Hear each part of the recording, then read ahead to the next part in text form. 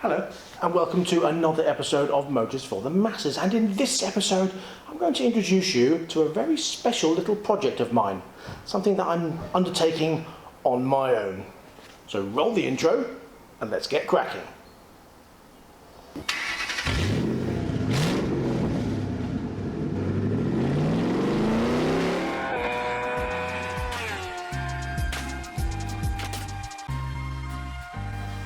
Well, this project is going to involve a bike that I've owned for a little while, but I've had a few issues with, so it's been out of the limelight. Well, let me go and get the bike and I'll explain a bit more, and then I'll tell you what is going to be happening to it. Back in a minute.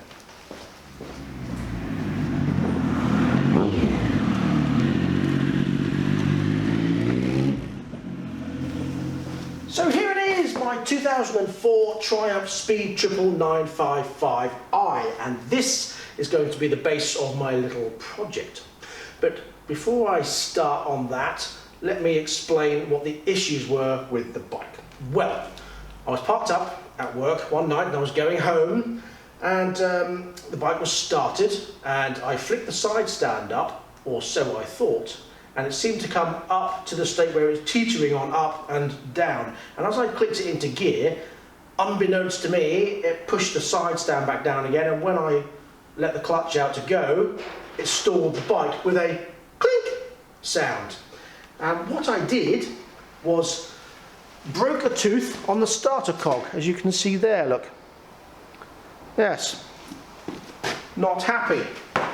So it turned out that I needed a new one of these. In turn, then noticed that the starter motor was worn. So I got a brand new starter motor. So this bike has a brand new cog and a brand new starter motor. Luckily, this piece was in the side where the starter cog is.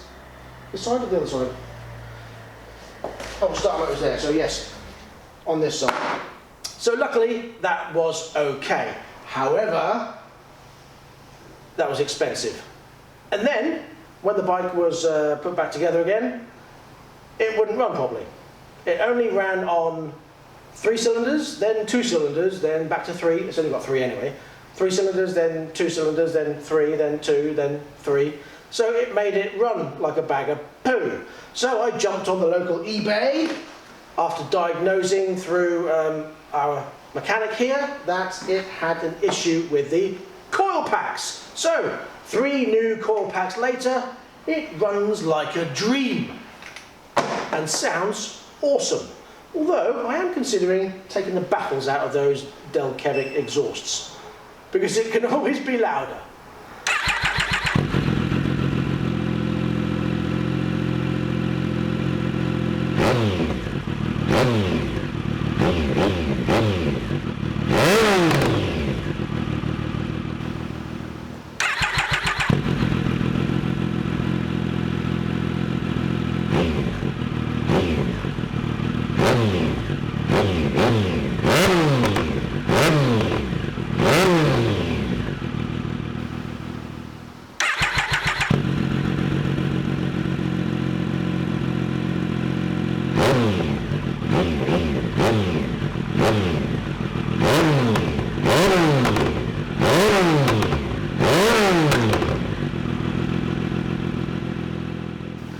So let's start on what we're going to do as a project. So you take one green bike, you add to that green bike some matte black paint, of which I have many of these cans.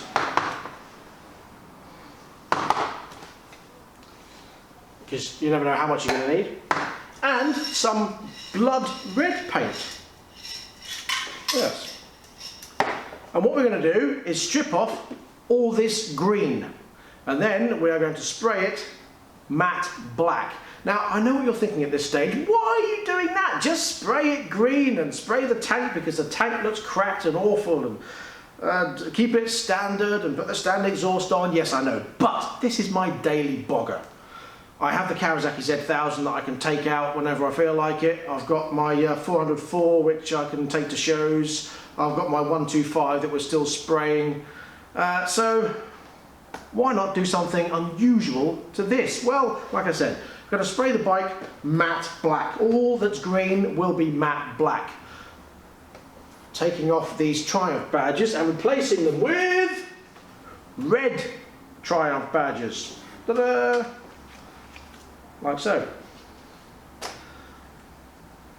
What's the red for, I hear you ask? Well, I am going to spray my hands with red paint. And I'm going to be putting zombie marks or whatever down the side and some red paint.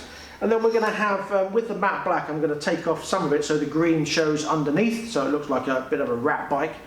And then I've got a new tank pad coming for it. And I also have this coming for it.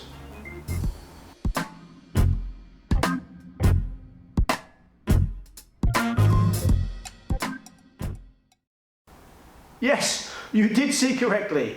It is a minigun. It's made of plastic, but hard plastic, used for cosplay, that kind of thing. And that will mount on the side of the bike. I've got those plastic bullets will go over the tank like so, and mounted onto the Nerf box, which will be painted the same colour, black, on this side. It's 80 centimetres long, which is about that long. So that is going to mount on here. I also have some more graphics coming, and like I said, we're going to take the baffles out of the exhaust and then add a few more bits to it along the way. Yes, it's going to be a zombie apocalypse stroke Mad Max kind of bike. So much so,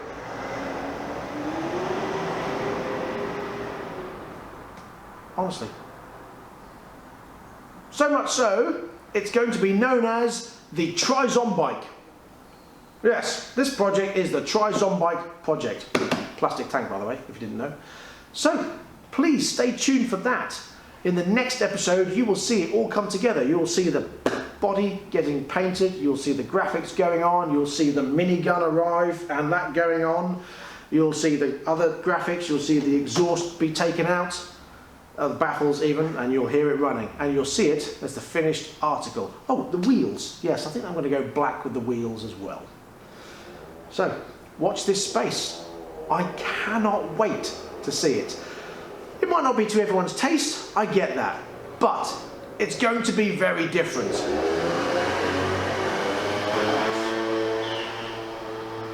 Honestly, it doesn't matter where I am, there's always stupid noises from stupid vehicles. And yeah, I get the irony of that.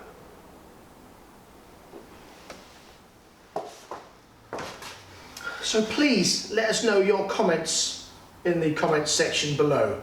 Do you think this is going to be a fun, cool idea, or do you think it's stupid? If it's stupid, then so be it. It is certainly different. And I thought, well, why not? It's a daily bogger. Doesn't really matter what I do to it. It's something I can play with. Bit of fun.